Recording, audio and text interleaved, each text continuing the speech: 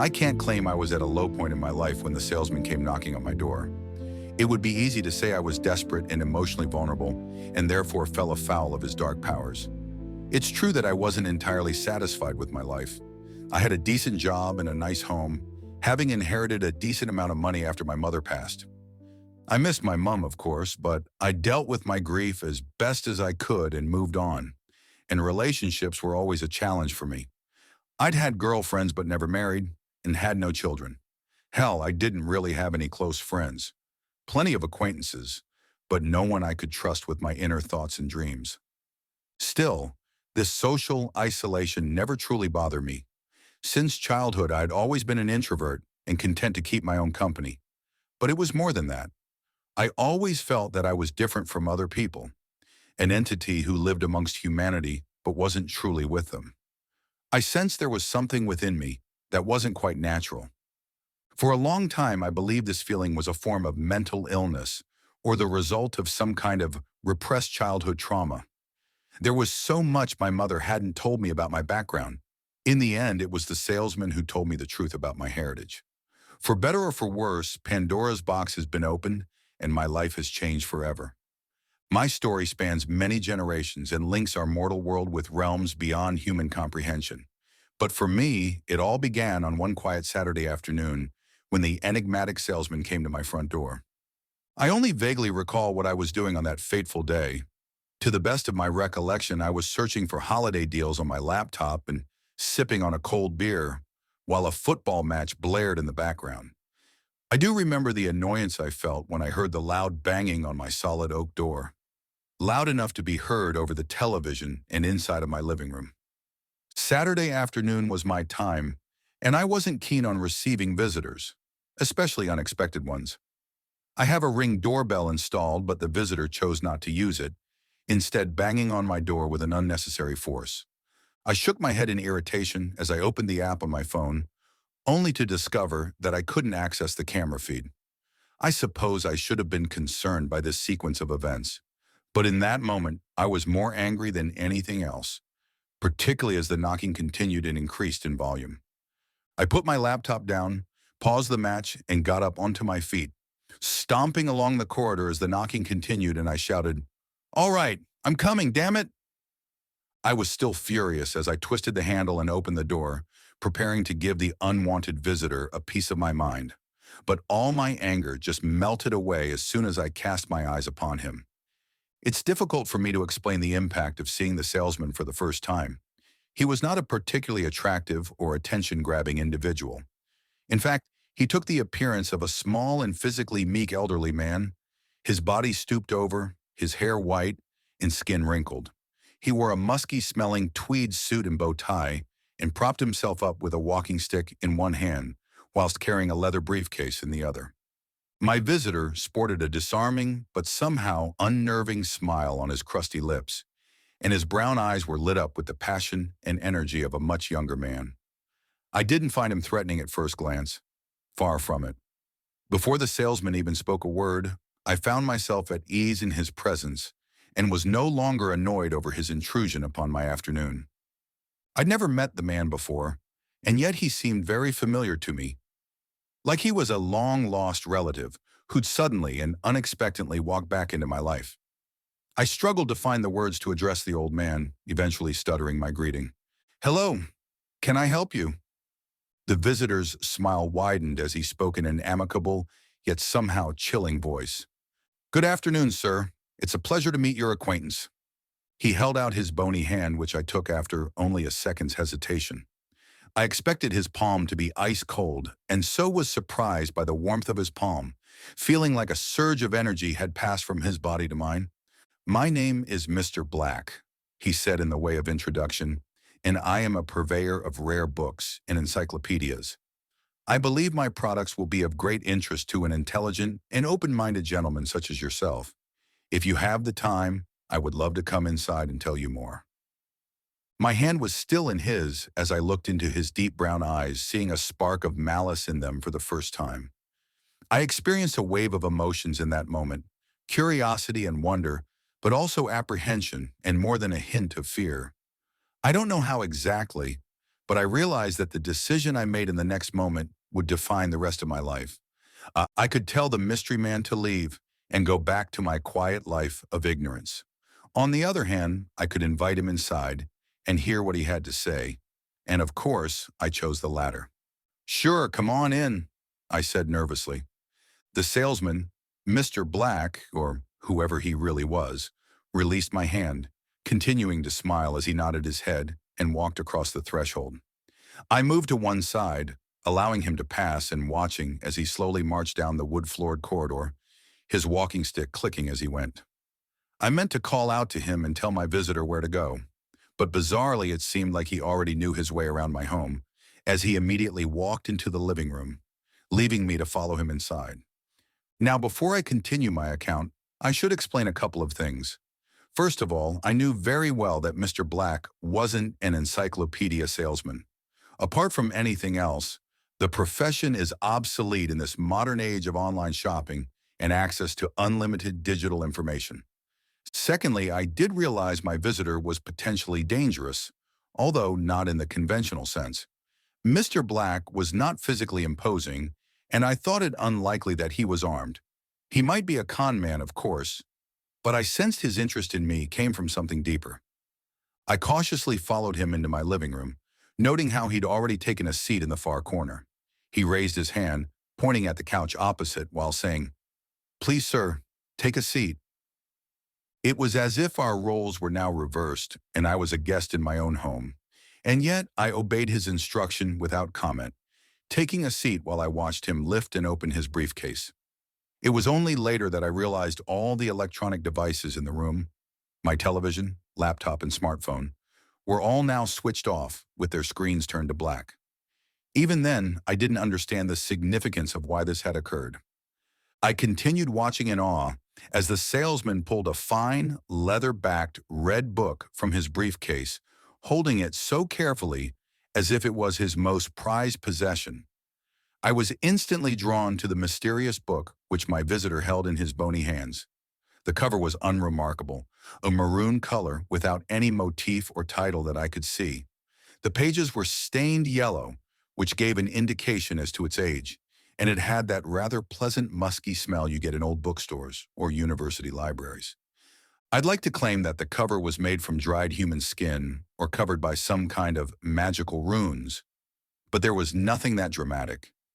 The book itself looked very ordinary, and yet I couldn't avert my eyes from it, somehow sensing that the words contained within were of great importance. "Behold, sir, the greatest encyclopedia ever written," the salesman suddenly announced, drawing my attention back to his grinning, wrinkled face and bright eyes. "All the answers you will ever need are contained within these pages." I frowned, looking again at the book and noting its thickness. I reckoned it was around 500 to 600 pages in length, which hardly seemed substantial given the claims the salesman was making. "So, this is what you're selling?" I asked cynically. The salesman laughed jovially, shaking his head before replying. "Oh no, sir, I'm afraid not. This book is priceless, and sadly not for sale." I scowled, becoming increasingly suspicious of my enigmatic visitor. "You said you were a salesman," I snapped back. "I did," he replied, seemingly picking up on my increasing hostility. "The truth is, I have held many positions over the years: preacher, historian, emissary, salesman. In all cases, the common thread is storytelling." I scoffed dismissively before replying. "So what? You're here to tell me a story?" "Yes, sir," he beamed with enthusiasm as he began to open the cover. "I can tell you many stories. This wonderful book is full of them." "I see," was my cynical reply. "Let me ask you something, old-timer. Have you ever heard of Wikipedia?" I was being deliberately factious, of course, challenging the salesman's assertion that this book contained long sought-after answers, when I could literally access all the information in the world with the mere touch of my finger. The mysterious Mr. Black looked confused for a moment, as if my question made no sense to him, but eventually he cottoned on and answered in his typically jovial manner. "Oh, you mean the World Wide Web? Well, sir, I'm afraid I am something of a technophobe. But let me assure you, sir, the tales within these pages will not appear on your internet. He paused briefly to let this sink in. I might have laughed aloud at his audacious claim, but there was a doubt in my mind. I glanced back towards my phone, laptop, and television, noting how all had switched off as soon as the salesman entered my home. This couldn't be a coincidence, and the implications brought a chill down my spine. The salesman didn't seem to notice my change in demeanor, however, as he was engrossed in his precious encyclopedia, carefully and lovingly turning the pages, his eyes lighting up whilst they scanned the contents. Such was the power of the words contained within. Now let's see. What story would be of interest to you, good sir? Perhaps the tragic saga of Emilie de la Roque and her exile to the legendary Isle of Demons? He flicked through the pages before offering another suggestion. Or will I tell you the rules of the Shadowlands, where the damned stand in line between heaven and hell whilst they await the Almighty's judgment? He turned another page, looking up from the book as he shot me a twisted grin and a sly wink. But let's not beat about the bush, good sir. I know the story you wish to hear. The story of you, your past, your present, and of course, your future. I snorted again, but with less confidence than before. I still thought he was full of crap, but doubts were creeping into my mind. I tried to make a joke out of it, but my voice was trembling when I asked my next question. You've got a chapter about me in there? I asked. The salesman's smile faded somewhat, as did the spark in his eyes as his energy seemed to diminish. Yes, he said in a more solemn tone. You, sir, have a very prominent role in my book. He proceeded to read my full name and date of birth, along with cursory details of my early life and education. I raised an eyebrow in suspicion. Of course, these were details he could have obtained through several sources and, on the surface, the whole thing seemed like a scam. But there was more. The salesman was somehow able to confirm my date of death, which he claimed would be the 13th of July, 2066. I laughed nervously at this revelation before saying, So you're a fortune teller as well as a storyteller? Oh no, he replied with a dry chuckle. I cannot tell the future. I merely go by what's in the book. But it's never been wrong yet. I took a deep breath to compose myself once I realized my body was physically shaking with anticipation. The whole situation was insane, and my logical brain told me that none of this could be true.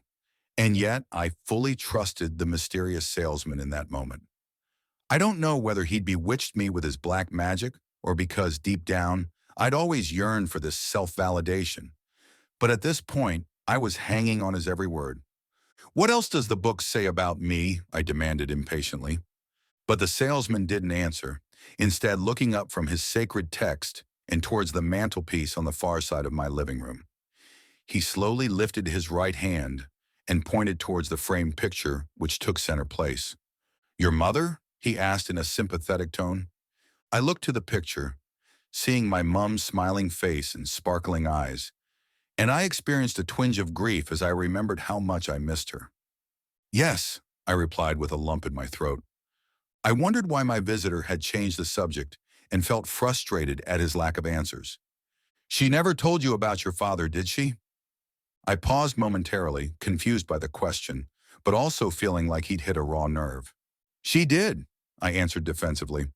My father died shortly before I was born. The salesman shot me a sympathetic half smile. That's not true, though, is it? You've always known this deep down, but you couldn't bring yourself to confront your mother, not even when she lay on her deathbed. I swallowed deeply, trying to control the flood of emotions I was experiencing.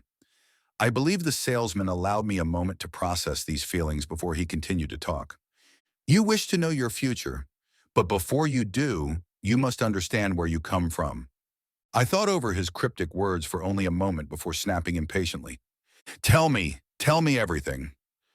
His reaction surprised me as the salesman frowned, his smile disappearing as his expression darkened. I think not, sir. I came here with honest intentions, but now I see you are not ready for the truth. My jaw dropped in astonishment. I couldn't believe what I was hearing and stated as much angrily. No, you can't leave me hanging like this. I must know. I will leave you with two names, the salesman replied cryptically. Charles Robinson and Fatima Abraham. Who the hell are they? I shot back in anger and confusion. You have the names. was his answer. Seek them out and hear their stories. Piece by piece, the truth shall be revealed to you.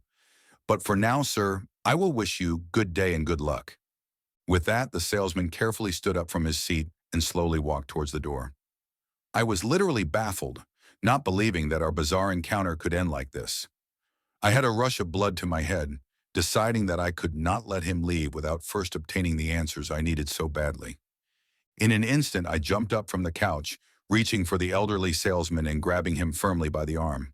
"No more bullshit, old-timer!" I cried out furiously. "You're not leaving. I want to read what's inside that damn book." I didn't expect much resistance from the elderly man, and so were astonished when he reacted violently, exerting a near superhuman strength as he pulled free from my grasp and physically shoved me to the floor. I looked up fearfully, seeing the salesman transformed into something monstrous, his eyes black and his mouth opening to reveal a gaping, dark hole. He hissed at me like a cat, and when he spoke, his words were deep and almost inhuman. "Damn it, sir," he cried in fury. "Do not test me. Lay your hands on me again, and you will live to regret it." I froze in terror, averting my eyes from his hideous second face. I didn't need to be told twice, remaining on the floor as the salesman left the room, his briefcase and walking stick in hand as he slowly walked down the corridor. I heard the door slam shut and my heart sank, because I knew that this bizarre encounter had changed my life forever. You won't be surprised to learn that I was grasped by a frantic obsession following the salesman's visit. I tried to track him down, searching and contacting every bookstore and sales company in a 100-mile radius, all to no avail. I could not find the mysterious Mr. Black or his unidentified encyclopedia, no matter how hard I tried. And so all I had to work with was the two names he'd provided me. It's no exaggeration to say that I spent months attempting to track down Charles Robinson and Fatima Abraham. Despite the salesman's distrust of the internet, I used this resource extensively during my long and frustrating search. Obviously, there are thousands of individuals on social media with these names, and I had no additional information, such as their ages or geographical locations. I quickly realized it was pointless contacting random people online, and my best bet was targeting forums which specifically dealt with bizarre or supernatural occurrences. Even then, I faced many frustrations and dead ends, but eventually I was able to find the correct Charles and Fatima amongst the host of trolls and scammers. How could I be sure, you ask? Well, both had received their own visits from the enigmatic Mr. Black and were able to confirm details about the salesman and his precious encyclopedia without being prompted by me. I was therefore confident that all three of us had shared the same, probably supernatural experience, having been picked out by the ghoulish salesman for whatever reason. It's possible that all three of them were in it together, and I was their mark. I did consider the possibility it was all an elaborate hoax, but for what purpose? I also did my own independent research on the two individuals, and I'm sure they checked me out too. By all accounts, Charles and Fatima were unremarkable people who didn't stand out from the crowd. This was my first impression, at least. There was no obvious connection between the three of us. I won't reveal where I live, but can provide some details about my companions. Fatima Abraham lived in London, having been born and raised in the UK capital. Her mother was English and her father an Egyptian. Fatima wasn't married and had no kids. She didn't even own a pet as far as I knew. She worked in finance and had few friends. Meanwhile, Charles Robinson hailed from the American Midwest, where he worked as a locksmith and ran his own small business. Again, he was unmarried and childless. I suppose the three of us did share some characteristics. We were all single introverts around the same age. All of us were suspicious of other people to the extent we could be described as misanthropists. Likewise, we all had comfortable livelihoods but felt unfulfilled. But it was more than that. Fatima, Charles, and I all believed there was something missing from our lives, some dark secret which had been kept from us. We all desired to learn this secret, and this was surely why the salesman had sought us out, because he had the answers we thought we so desperately needed. As the three of us communicated through private messages, and it soon became apparent that Fatima and Charles had more information than I did, the salesman had left me hanging, hinting at the identity of my father and my ultimate destiny. On the other hand, Secrets were revealed to my companions that changed their lives forever. I have made the decision to share their stories here, if only because their fates are linked to my own. I will share their own words which I received in the form of direct messages, up until the point they broke off contact. Charlie's Tale. I don't know what to tell you guys about my upbringing. My family weren't rich, but I was brought up right. I didn't know much about my heritage. Mom and Dad were always cagey on that subject. I knew that my grandfather had changed his surname as a young man but never knew why, and no one would ever talk about it. I reckon there was likely a dark family secret which had been kept from me. This wasn't something I dwelt on, however. I was a difficult kid. That would be fair to say. I remember being angry much of the time but never truly understood why. I would frequently get into fights in school and was in no end of trouble. My parents were very concerned about my behavior. It was almost like they were afraid of me. I guess I always felt this rage inside of me. I got better at controlling it as I grew older, but my inner thoughts were often consumed by violent fantasies. These feelings worried me and contributed to my anxiety, but I never talked about them or sought professional help. In fact, this is the first time I've shared any of this. Anyway, my adult life hasn't been anything special.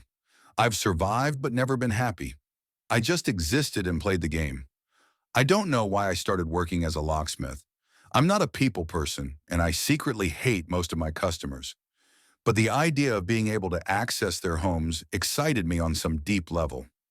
I was able to intrude upon their private domains and so held a secret power over them.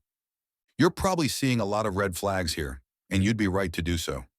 But still, I'd repressed these dark impulses and might well have continued to do so if it hadn't been for the salesman's visit. You guys know the score, so I won't repeat it here. When that freak came knocking on my door and started talking about encyclopedias, I was just about ready to tell him to go to hell. But I held my tongue and let him inside my home. I can't explain why, but you guys have been through the same experience, so I know you'll understand. Somehow, I felt like I could trust this stranger, and I needed to hear what he had to say. The next bit you know, too. He took that damn book out of his briefcase and started reading. There were a couple of weird stories he started off on. I remember some talk of a hidden museum of the future apocalypse and a phantom bus full of ghosts and ghouls. I don't recall all the details, but these stories scared the shit out of me. But he soon moved on to my own sordid family history. It all goes back to my great-grandfather, you see. His name was Ivan Robson, and he was notorious around these parts. Between 1922 and 1930, Ivan carried out at least 11 brutal murders in the tri-state area. 11 is what he confessed to anyway, although the true number may have been much higher. Ivan was one of the earliest known serial killers in the Midwest, practicing his ghastly trade with a butcher's knife, cutting his victims' throats from ear to ear in savage but meticulously executed attacks.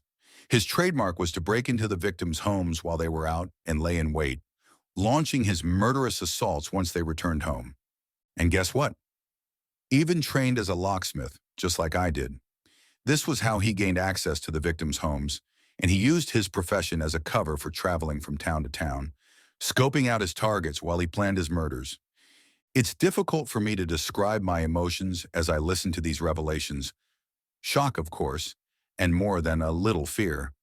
But the most extraordinary part was how the salesman told the story. He wasn't just reading the words from the book.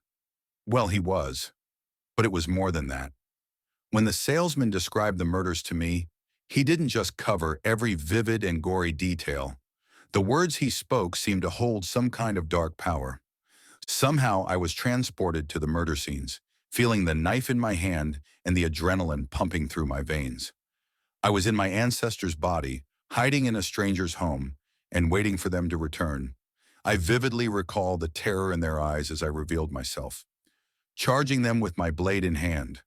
Some fought back fiercely, meaning I had to stab them multiple times before they fell. Others cowered and begged for mercy. It made no difference in the end, because I slaughtered every victim without a second thought. In truth, I enjoyed reliving my ancestors' heinous crimes, from the screams of his victims to the smell of their blood. It was like a part of me which had been buried deep inside was finally released, and now I knew who I was. But the bloody string of murders came to an inevitable end when the police up with my great-grandfather during the early years of the Great Depression. The detective who caught him was called Underwood, a rising star in the local police force who later joined the FBI. As the salesman described the arrest, I was once again taken back, possessing my late relative's body as I was thrust into a tight, windowless interrogation room during the hot summer of 1930. Underwood was standing over me, his face red with fury, and this shirt covered in sweat as he screamed in my face. I remember being terrified by his overbearing and intimidating presence. It wasn't just that Underwood was physically imposing. There was also a malice in his eyes which was truly chilling. I didn't need to imagine what my great-grandfather was feeling in that moment. I knew he was scared. It's a crazy thing to imagine a serial killer being afraid of a mere cop, but there was a darkness within Underwood that was frightening. When my great-grandfather didn't confess, Detective Underwood beat him without mercy. The torture went on for hours, and I felt every blow my ancestor suffered. In the end, he was forced to sign a confession for the 11 murders. I experienced a great anger once I learned how my ancestor was subjected to this treatment, even though I realized he was in fact guilty. Ivan Robson was executed on the 15th of September, 1932. The salesman described the execution to me in great detail, and once again I was transported back in time, finding myself strapped into the electric chair, shaking uncontrollably as they read me my last rites and pulled the lever. The electricity flowed through me, causing me excruciating pain as my body cooked from the inside out. And then it all went dark, and I was thrust back to the present, sitting on my couch as the salesman finished reading, before he put the book carefully back in his briefcase and made to leave. I tried to stop him. Of course I did. There were still so many unanswered questions in my head. But you know how that goes. The old man doesn't look like much, but he packs a mean punch. And then he left me, having turned my life upside down in the course of one afternoon. I couldn't go back to the way things were, not after everything I'd learned. So I started doing my own research, much like the two of you. As you can imagine, there's been a lot written about my late ancestor. I also came onto these paranormal forums and started asking questions about this salesman guy. That's how I got in touch with you guys, obviously. I appreciate having you both to talk to about this crazy shit. I haven't spoken with my parents. Frankly, I feel betrayed by them both because they hid the truth from me for so long. It's difficult for me to describe my emotions at this time, but what I feel more than anything else is rage. That anger and lust for violence is no longer buried deep in my psyche.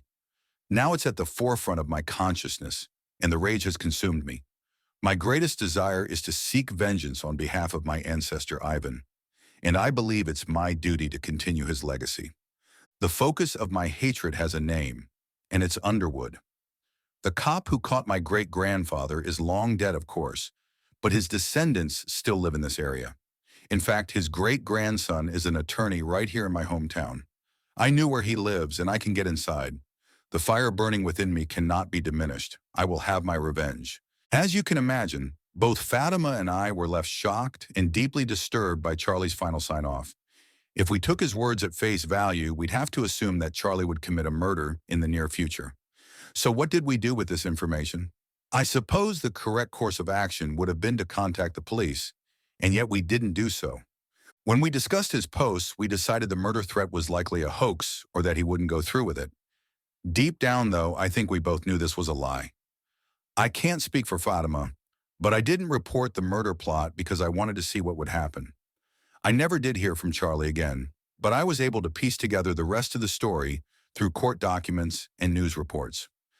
On the 23rd of March of this year, a 32-year-old locksmith named Charles Robinson illegally gained access to a private residence in Kansas City. In his subsequent confession to detectives, Mr. Robinson admitted to breaking into the home with the intention of ambushing and murdering the owner, the well-known defense attorney, Caleb Underwood. The accused believed the home would be empty at the time, but was confronted by Mr. Underwood's maid, 25-year-old Isabella Rodriguez. A struggle ensued which ended in a brutal murder as Robinson stabbed his victim 13 times in a frenzied attack, killing her in the master bedroom. The accused expressed remorse over the murder of Miss Rodriguez, but decided to follow through on his original plan. moving the maid's corpse to the bathroom before waiting for his target to come home. Detectives investigating the case have praised the bravery of Mr. Underwood, who was able to overpower, disarm, and subdue the suspect until the police arrived. Mr. Robinson has been charged with murder and attempted murder and has been denied bail. It is noted that he is a distant relative of Ivan Robson, the infamous serial killer who committed 11 murders across 3 states during the 1920s and was executed by the electric chair in 1932. This was the news report from the time, and I don't mind telling you that the account shocked me to my very core. Charlie had played out his violent fantasies and carried on his great-grandfather's bloody legacy. But he'd badly botched his murder plot, slaughtering an innocent woman before getting himself caught. Charlie might well have been executed like his ancestor, but he never made it to trial. The last report I read confirmed that Charles Robinson was found dead in his jail cell on the morning of April 14th. The authorities claimed he'd taken his own life, but I'm not so sure. In any event, one of my contacts was dead, and I still didn't have the answers I needed. I suppose I should have felt disgusted over the whole affair, but in truth I was frustrated to have hit another brick wall. Now my only hope was Fatima, and she was able to bring another piece to the puzzle. So let me tell you this young woman's story in her own words. Fatima's tale. There's not much to say about me. Sure, I could recount my childhood in minute detail, but what would be the point of that? I will say that my parents divorced when I was still young. During my adolescence, I turned my back on my father's faith. We fell out over this disagreement and haven't spoken in years. The truth is, I never had much time for religion. During my student days, I was a committed atheist, filled with a youthful arrogance and anger against the establishment. In later life, I became much more conformist, although I never considered myself a spiritual person. I suppose I had a decent relationship with my mom. We saw each other regularly, and I continued to visit my mother until her sudden passing from a stroke. I grieved the loss, but in all honesty, we were never that close. I had one serious boyfriend after university. We lived together for about 5 years, but gradually grew apart. I remember the day he broke up with me, saying that I'd become cold and distant. I didn't argue and let him go. A big part of me was relieved. I used to be bothered by things like this. It concerned me that I couldn't maintain a relationship and had no close friends. I reckoned there must be something wrong with me and did seek professional help in my late 20s, but multiple psychiatrists couldn't provide the answers I needed. In the absence of meaningful human interaction, I threw myself into my career. I was always good with numbers and so pursued this line of work, taking a job as a financial analyst after college and working my way up the corporate ladder. I worked long hours and made good money. By any measure, my career has been a great success. But guess what, guys? I was still not satisfied.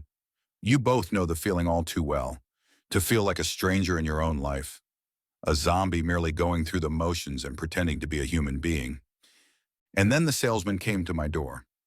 My introductions to this mysterious stranger were much the same as yours. I was highly suspicious, but I let him into my home. I guess I was still apprehensive up to the point he took the book out of his briefcase and started to read. From that point onwards, I was transfixed and hanging on his every word. He told me several tales of the unexplained and paranormal, speaking of a red phone box that can communicate with the afterlife, a cursed model village which consumed its creator, and a parallel universe which has become the resting place for countless lost ships and planes. I normally don't go in for such fantastical stories and conspiracies. Throughout my life, I've considered myself an educated and logical woman who had no time for the superstitions of the past. And yet, the salesman's powerful words struck a chord with me, and I felt like he'd reached something deep inside of me, awakening emotions I'd long since buried. And this was before he revealed my true identity. My connection to the past wasn't as direct as it was for Charlie. The dark tragedy in my family's history did not occur within living memory. Instead, the salesman took me back to the 17th century, where a long-forgotten ancestor on my mother's side suffered a grave injustice. My ancestor's name was Mary Claiborne, and she was a minster's wife and young mother of 2. Mary lived in Norwich, Norfolk County, during the 1640s, and her short life was not a happy one. Her husband was a Puritan, A real fire and brimstone type who didn't believe in sparing the rod when it came to disciplining his children, or his wife for that matter. The way the salesman vividly described the violence and abuse, it was like nothing I've ever experienced before. I can relate to Charlie's account because I felt the immense power of the salesman's words as he read from the encyclopedia, and somehow I was transported back in time, experiencing my ancestors' torments as if they were happening to me.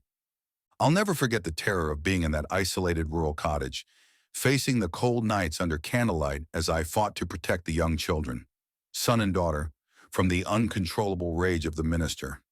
It was particularly chilling to realize there was nobody I could call, no one I could turn to for help. I was on my own against this monster. But my ancestor Mary was not entirely helpless. She had powers, you see, the type of powers I would have previously dismissed as nonsense. But now I know that magic is very real. Mary was able to do extraordinary things, communicate with animals, read people's thoughts, and make objects move without touching them. She used her powers in small ways, but was careful to hide her actions from her husband and the wider community, knowing all too well the serious consequences if she was caught. But the minister knew something was amiss, and this only added to his fury. Once night, he came home in a blind rage, ranting about the devil's influence and the unholy corruption of his family. He charged up the stairs, his face red as he grasped hold of his wooden cane. Mary confronted her husband at the top of the staircase, but was violently shoved out of the way as her husband made for the children's bedroom. I was in my ancestor's body in that moment, experiencing her acute pain, fear, and anger. I channeled those emotions, using my powers in an act of violent retribution. Without moving from the floor, I unleashed a surge of energy, a righteous, invisible force which threw the minister back down the stairs. This was Mary's action, but we were as one in that moment. I was in control, and I felt such power. I enjoyed seeing the shock and terror in the minister's eyes as he tumbled down the stairs, savoring every crack and cry of pain before he hit the bottom, his neck breaking as he collided with the hard floor. I looked down at his dead eyes and felt no remorse, only a grim satisfaction that the monster's life was ended. But then I turned my head and saw Mary's young children standing in the doorway, their teary, shock-filled eyes looking upon the violent scene in disbelief. The salesman dispassionately continued his reading and confirmed Mary Claiborne's fate. On the 12th of September 1645, my ancestor was sentenced to death in Norwich Crown Court after being convicted of murder and witchcraft. She was to be burnt at the stake. Given what I now knew about Mary's life and all she'd suffered, I was naturally outraged at the sentence passed down against her. But there was more. Through the salesman's words, I was once again transported back in time to the day of the trial. There I was in Mary's body, terrified as a baying mob called out for my blood. The magistrate restored some degree of order by loudly banging his gavel, but he soon launched into a furious tirade in which he described Mary as a whore and witch in the service of Satan, before he gleefully sentenced her to burn. I remember the pure hatred and malice in the magistrate's dark eyes as he looked upon me with utter contempt. His hateful glare chilled me to my bones and made me question who was really in league with the devil. But the final memory was, of course, the worst, as I was pulled back to the night of Mary's execution. Once again, I possessed my ancestor's physical form as I was tightly tied to the post with a pile of firewood below me. My whole body shook as I fought against my binds and cried out for mercy. But I would get none from the hateful mob of Puritans assembled before the pyre, their eyes full of self-righteous anger, as they wielded pitchforks and torches and called me every vile name under the sun. A minister spoke some words before the horror began.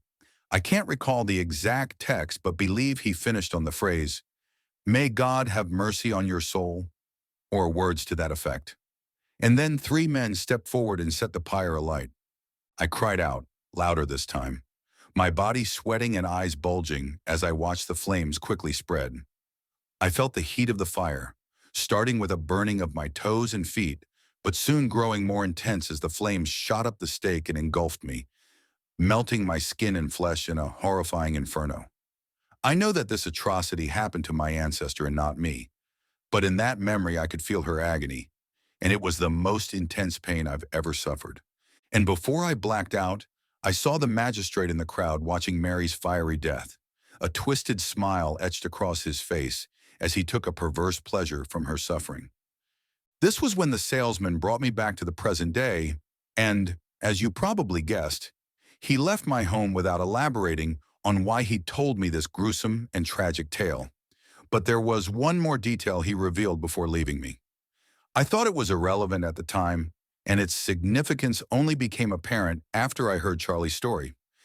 Because you see, the magistrate who sentenced Mary Claiborne was called Underwood. As you can imagine, this revelation has caused me many sleepless nights. I'll confess to having a similar experience to Charlie, as I became obsessed with the words and visions the salesman had shared with me to the point where every other part of my life was neglected. I took a leave of absence from my job and spent every waking hour pursuing the mystery. I can find no direct connection between Caleb Underwood in Kansas City and the Norfolk magistrate who burnt my ancestor at the stake. I have been able to trace the lineage of Magistrate Underwood, however. His aristocratic family is a prominent one in English society, and one of his descendants is now a UK government minister. I know this sounds crazy, particularly after what happened to Charlie, but I too have become obsessed with the desire for revenge against Underwood. I've tried to tell myself that it's madness, and I need to let it go, but I can't do this. I also realize the risks are great, but I am not powerless. I see now that my ancestors' blood runs through my veins, and I have inherited her great power. I've been practicing over the last number of weeks and have honed my natural-born skills, learning the ways of my ancestors as I plot my revenge. I can do this. I need to do this. For Mary. That was the last communication I received from Fatima, and sadly you can probably guess what happened next. I didn't need to go searching for news this time, because the story received international coverage. On the 15th of May, UK Education Minister Thomas Underwood was attacked and seriously wounded during a public appearance outside a secondary school in South London. The assailant has been identified as 31-year-old Fatima Abraham, a finance worker from the city with no previous criminal convictions. Witnesses say Ms. Abraham approached the minister as he was greeting press and members of the public. She was somehow able to slip past Underwood's security team and stab him with a knife concealed under her sleeve. Mr. Underwood was wounded, but not incapacitated, managing to fight off his attacker and throw her down to the pavement. Miss Abraham then picked up her weapon and launched a second attack, despite warnings from police officers on scene. She was subsequently shot by a plainclothes detective. Officers attempted to perform CPR on the assailant, but she died at the scene. Meanwhile, Mr. Underwood was rushed to hospital, where doctors performed surgery upon a deep stab wound in his right shoulder. A government spokesman has since confirmed that the minister's injuries are not life-threatening, and he is expected to make a full recovery. The Metropolitan Police have stated that Miss Abraham has no history of violence and no known links to any extremist or terrorist groups. Investigating officers are currently looking for a motive. I deleted all my messages from Fatima after reading about her botched attack. By this point, I was in a state of disbelief. The salesman had provided me with two names, and now they were both dead, both having attempted to murder men called Underwood. The name did resonate with me, but as hard as I racked my brains, I couldn't remember where or when I'd first heard it. I threw myself into frantic research and did find many important public and private individuals called Underwood, men and women in politics, the media, finance, and so forth. These Underwoods were seemingly unconnected and spread throughout the English-speaking world, and there were many other variations of that surname in various different languages. Still, there was no common thread that I could identify. It's no exaggeration to say I was driven to the edge of insanity by this seemingly unsolvable mystery. I could not sleep at night, because every time I closed my eyes, I saw the salesman's grinning face, Charlie hanging in his jail cell, and Fatima bleeding to death on the street. I just couldn't understand why this was all happening and what the hell it had to do with me. It was during one of those sleepless nights when the salesman returned. I was lying fully clothed on my bed, staring up at the dark ceiling, exhausted but unable to sleep. The clock had just turned to 3 a.m., and that's when I heard a familiar loud knocking on my front door. I instantly shot up from my mattress, all my senses heightened as a surge of adrenaline shot through my veins. I practically ran to the front door, sparing no thought for my personal safety as I opened it and came face to face with the shadowy figure standing on my doorstep. His face was illuminated by my porch light, but even so, it took a moment for me to recognize him. It was the salesman, of course, the apparently paranormal entity who went by the name of Mr. Black. But he looked different from the last time I'd seen him. Gone was the spark in his eyes and his wide grin had disappeared. Instead, the poor man looked as if he'd been dragged to hell and back and was practically on the brink of death. I stood in the doorway, my jaw dropping in shock as I found myself lost for words. In the end, it was the salesman who broke the silence, speaking to me in a deep and raspy voice. "Good evening, sir. I apologize for the late hour of my visit. May I come in?" I paused for only a second before replying enthusiastically, "Yes, of course." I made way for the elderly visitor, watching with some degree of sympathy as he struggled down the corridor whilst relying on his walking stick to keep him steady. It seemed that his physical condition had deteriorated in the months since his last visit, but my primary interest was the familiar briefcase he carried in his left hand, because I knew what it contained, the knowledge I desired most in the world. I followed him into my living room, turning on the lights as I impatiently watched the salesman struggle over to his seat. I was frustrated that he didn't open his case and pull out the encyclopedia. Instead, he simply stared at me with his bloodshot eyes. There was another tense pause before he spoke, and I sensed a sadness in his words when he did so. "So, you tracked down Charles and Fatima?" was his question. "I did," was my brief reply. "And you know what happened to them?" he continued. "I do." "So there's a question you want to ask me?" "There is," I said firmly. "Who the hell is Underwood?" The salesman appeared deep in thought for a moment, breaking eye contact as he slowly nodded his head. Underwood. Yes, my employer has used this name for some time." He trailed off without offering a further explanation. "But there are hundreds of Underwood," I exclaimed in angry frustration. "The name comes up again and again throughout history, but there's no connection." "No connection you can find," the salesman corrected. "You think of these Underwoods as individuals, but in actual fact they are all vessels of my employer. All are one and the same, be it the magistrate, the detective, the attorney, the government minister, and of course your father." Those last two words hit me like a ton of bricks. I was shocked, of course, but also filled with an excitement I can hardly describe as the truth was finally revealed to me. "My father," I repeated in astonishment. "How is this possible?" "It's possible," the salesman answered solemnly. I noticed how he took little to no pleasure in revealing this information to me. In fact, he almost seemed guilty as he struggled to meet my gaze. "Your mother no doubt had her reasons for keeping the truth from you," he continued. "But my employer's blood runs through your veins.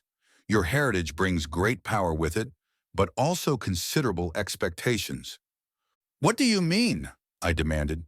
I was quickly growing tired of the salesman's cryptic answers. I noted how his tone darkened before he continued. "My employer has worked tirelessly throughout the centuries to shape the history of humanity. During this time, he has attempted to recruit many mortals to his cause, but the results have been disappointing. Take Mr. Robinson and Miss Abraham as two examples. We had high hopes for both, but alas, they both came up wanting." "What the hell does that mean?" I demanded angrily. "Your friends were tested and they failed," was his stern reply. "My employer expects you to do much better. You are his flesh and blood, after all." "What does he want me to do?" I asked impatiently. The salesman shot me a half grin, and for a moment I thought I could see some of the spark come back into his sunken eyes. He didn't answer my question, not directly anyway. Instead, he changed the subject and asked a question of his own. "You look unwell, sir. Have you been sleeping?" I was baffled and irritated, struggling to find the words to reply. "No, of course I haven't," I shot back. He said thoughtfully, as he carefully reached into his briefcase. I yearned to see the encyclopedia emerge, but instead he surprised me by pulling out what looked like a business card.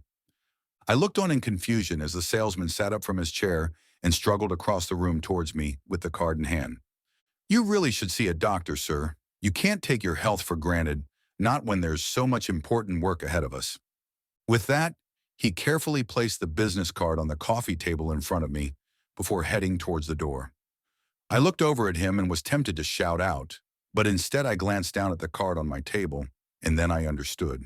Because the text read, Dr. Mark Underwood, MD, family physician, open to new patients. I heard my front door slam shut as the salesman walked out into the night, but now it no longer mattered. I knew what had to be done, and it was up to me to prepare for the grisly task to come. I didn't waste any time in planning my next move. After obtaining all the information I could on my target, I destroyed my electronic devices, donned gloves, a scarf, and a baseball cap, and armed myself with a .38 revolver and stiletto dagger. Because you see, it wasn't my intention to confront this Dr. Underwood and demand answers. My plan was to kill him. People reading this confession might be confused by this sudden and dramatic escalation in my actions. After all, I am a man with no previous criminal history or inclination towards violence. I had no reason to hate Dr. Mark Underwood or wish him harm. The salesman had informed me that a man called Underwood was my father, and I believed him. But this Dr. Underwood was the same age as me, and so couldn't possibly be my parent. None of that mattered, however. It seemed that all of these Underwoods were one and the same, vessels for a greater, unseen power. All of the pieces were in front of me now, and I finally understood what was required of me. Charlie and Fatima had both failed in their missions. They'd both come from a place of anger, seeking vengeance against those who'd wronged their ancestors. But I was going into this with a clear head, and I felt no moral qualms about ending the vessel's existence. I would kill him and fulfill my destiny. I arrived at the address on the card, which was located off a busy commercial street, and I slowly walked along the pavement with my head down and the cap covering my face as I tried to avoid attention and conceal my identity from any CCTV cameras. My weapons were hidden in my jacket pockets. The gun was my primary and the dagger my backup, but I wouldn't draw my revolver until the last possible moment. I arrived at the front entrance of the surgery, pausing as I read the motif name printed on the glass door and confirmed I had the right address. I'd purposefully arrived at lunchtime when the surgery would be closed and near empty. I therefore expected the door to be locked, and so was surprised to find it left open. It all seemed a little too easy, and I'll admit to feeling a pang of apprehension in that moment, but this soon passed as I carefully pushed open the door with my gloved hand. I entered the reception area and found it abandoned. Even the front desk was unattended, as presumably the receptionist was out for lunch. So far so good, I thought. Next, I walked behind the reception and soon found Dr. Underwood's surgery, discovering the door wide open. I hesitated for a time as I cast my eyes upon my target, watching him as he typed on his keyboard and remained engrossed in his work. Underwood was a handsome man, neat and well turned out, but surprisingly unremarkable. There was nothing to mark him out as a paranormal entity or indeed anything other than a dedicated family physician. I had serious doubts in that late moment, fearing I'd made a terrible mistake, and I stood frozen with indecision in the doorway, my hand on the butt of my gun as I desperately tried to decide what to do next. It didn't take long for the doctor to notice me. He must have sensed my presence or spotted the shadow I cast, because he called out to me without looking up from his computer screen. "I'm afraid the surgery is closed. Please come back later." I didn't answer, instead slowly removing the gun from my jacket pocket. He tutted in annoyance, turning his head away from his monitor. But once he saw me, Dr. Underwood's eyes lit up with recognition, even though I'd never met him before. "Ah, it's you," he exclaimed amicably. "I was wondering when you'd turn up." He frowned when he saw the gun in my now shaking hand. "So, that's how you plan to do it?" he asked, more with curiosity than concern. "Well, sir, let's get on with it then." With that, he surprised me by leaping up from his chair and physically jumping on top of his desk. He crouched on all fours, his eyes filled with a predatory zeal as he hissed like an angry cat and showed me his concerningly sharp teeth. I was frozen in shock, reacting too slowly as I raised my gun and aimed. A split second later, the doctor turned monster launched himself off the desk and leapt towards me with his eyes wide and fangs exposed. I screamed in terror, firing a single shot which missed the target. Underwood hit me like a freight train a second later, pushing me out of the room and pinning my body to the carpet while the gun was simultaneously knocked out of my hand. He was on top of me now, saliva dripping from his fang-filled maw as he held me down firmly. "Come on, my boy," he snarled in cruel mockery. "Is that all you can muster?" With that, he wrapped his hands around my throat and started to squeeze. I couldn't breathe as he slowly strangled me, and I gasped for air as my eyes bulged. I must have been close to blacking out, but I was determined not to die like this. Digging deep into my reserves, I reached into my pocket and withdrew the dagger, thrusting it deep into my attacker's thigh. He cried out in pain and loosened his grip upon my throat. This gave me an opportunity, and I kicked out with all my strength, forcing Underwood off me. He staggered as blood poured from the wound in his leg, but Underwood was far from beaten. I went for him again with the dagger, but he easily dodged the attack, punching me hard on the nose and throwing me back into the office. I pulled myself up from the floor and turned just as Underwood launched a new attack. I held out the knife, but he grabbed my wrist and twisted hard, forcing me to drop the blade. I barely had time to recover before he hit me again and shoved me back down to the ground. Stunned and terrified, I watched as Underwood calmly walked over to where the knife had fallen, stooping over to pick it up. "Very disappointing," he said solemnly. "I expected so much more from you, my son." That certainly struck a nerve, and I knew it was now or never. I scanned the floor, catching sight of my silver revolver only inches from where I lay. Underwood was now advancing upon me, knife in hand as he prepared to finish the job. I darted across the floor, grabbing hold of the gun and rolling over before I lifted the weapon and aimed. Underwood was right on top of me, but this time I had the drop on him. I squeezed the trigger, firing 1, 2, and then 3 shots. Underwood was struck 3 times in the chest. He barely reacted at first, looking down in surprise at the blood leaking from the bullet wounds and seeping through his previously white shirt. He looked at me in his last moment, managing a half smile as he said, "Well played, sir." And with that, he dropped heavily to the floor and didn't get back up again. I continued to hold the smoking gun in my shaking hand, hardly believing what I'd just done. And suddenly I became aware of a new figure standing in the doorway. I span around and aimed but held my fire once I recognized a familiar face. It was the salesman, his trusty briefcase in hand, and his sunken eyes emotionless as he looked over the dead Dr. Underwood before turning his attentions towards me. "Congratulations, sir," he said dispassionately. "You have succeeded where so many others have failed. Now I believe it's high time that you met my employer." I was still trying to work out what he meant when I suddenly became lightheaded, my eyes slowly closing as the darkness took me. I awoke in a strange and frightening place, experiencing a stifling heat as I pulled myself up from a rocky surface and adjusted my eyes to my new surroundings. Inexplicably, I had been transported to a dark and foreign realm, finding myself inside what looked like a great hall carved from rock and dimly illuminated by burning torches. I slowly and cautiously walked upon my shaking legs, scanning the hall in fearful awe, whilst noting the high ceiling above my head. The light from the wall-mounted torches allowed me to see the guards lined up on either side of a long walkway which cut down the middle of the hall. These soldiers looked like men, although I suspected they weren't of the mortal realm.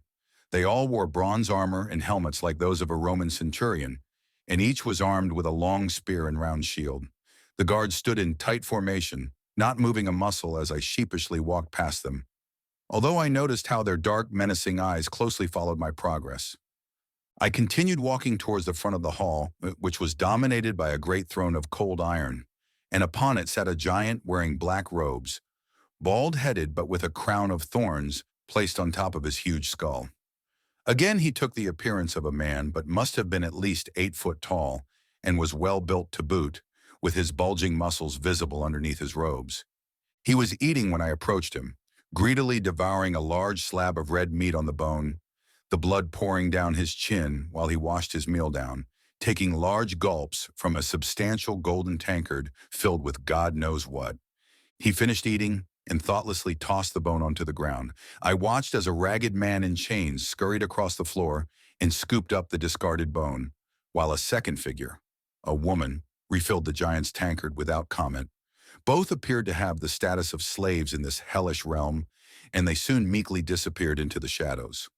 A fourth figure was also present, a small man who cowered behind the throne and would not meet my eye. It was only when I got closer that I recognized this meek individual. It was the salesman, his head bowed as he maintained a tight grip on his book of red leather, the fabled encyclopedia, which was the source of his power and knowledge. But the salesman was obviously submissive to the giant sat upon the throne, and so I focused my attention upon him. The giant saw me approach, his cold eyes of icy blue lighting up in anticipation as he formed his still bloody lips into a crude smile. "Here he is," he announced in a booming voice which echoed throughout the huge hall. "Here is the man of the hour, my own flesh and blood, come to claim his rightful place by my side." I stood at the foot of the mighty throne, looking up in awe as I struggled to find the words to respond. "Who or what are you?" I spluttered nervously. The giant bellowed laughter before answering. "Come now, you are an intelligent young man and so can surely guess my identity. In truth, I go by many names, both in this realm and the world above. I am king here, but you may call me Father." That last word hung in the air, and the chilling implications made me feel sick to the stomach. What in hell had I gotten myself into?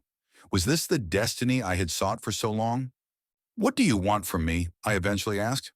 The demon's sadistic grin widened before he replied. "I want you to be the man you were born to be. You have passed your first test, but there is still much work to be done. Bring me the book."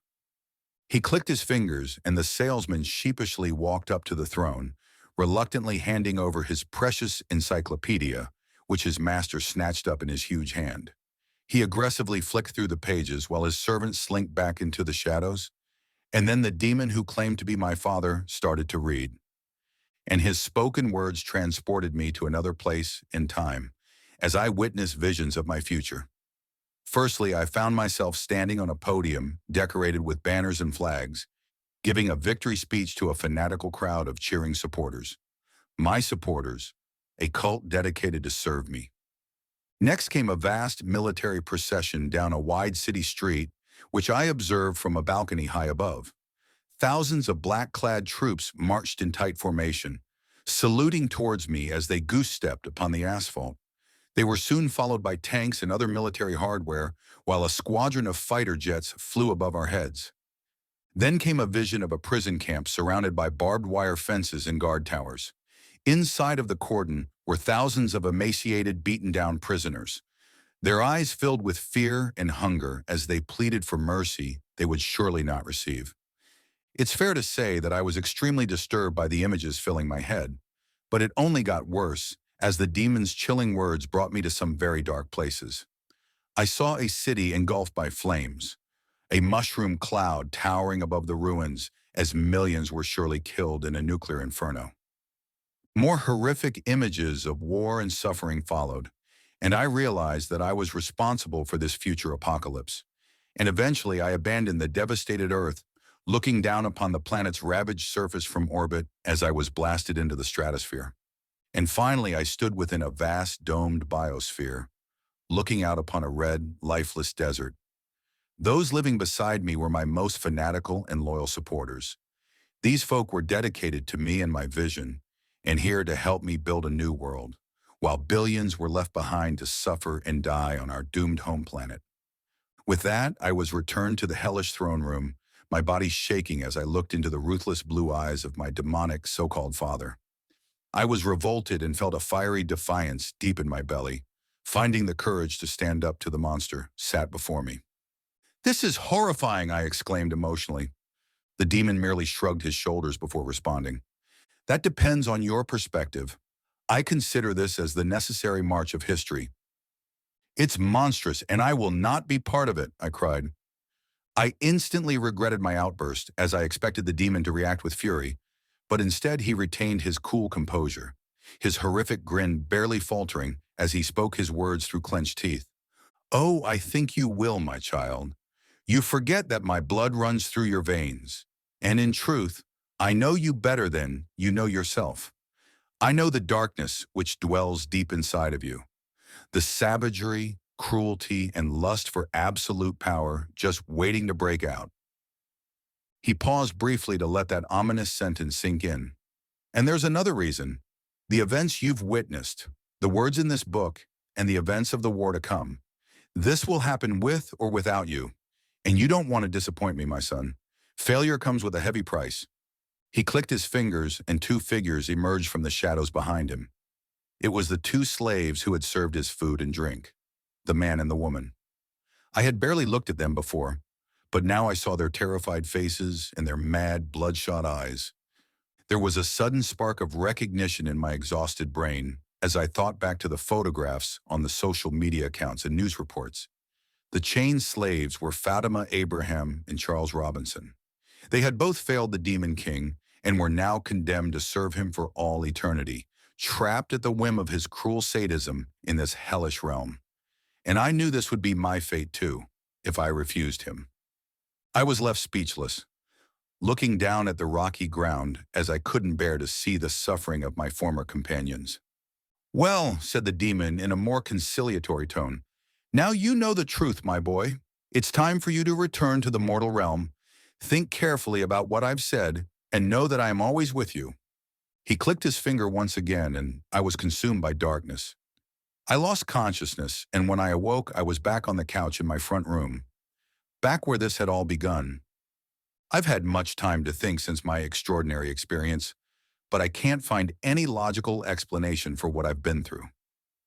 The murder of Dr. Underwood went unsolved. The police and media believe he was killed during an attempted robbery gone wrong. There was no evidence of my involvement in the murder, or any links discovered between Fatima, Charlie, and me. It was like everything had been covered up by a hidden power. The only conclusion I can come to is that it's all genuine. It's not just what I've seen and heard. I can feel it deep in my bones. The darkness inside me is all too real, and I can't suppress it any longer. I don't know whether the future I've seen is set in stone. Perhaps the apocalyptic war can be avoided. Maybe I can prevent it if I make different decisions. Or alternatively, the world could well be doomed, and the best I can do is to save a select few who can start again. One thing's for certain, however, I have been chosen for this great task, and I've proven my worth in my Father's eyes.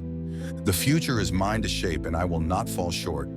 I'll never tell you my name, but you will come to know me very well in the coming years. Now, if you'll excuse me, I have an election to campaign for.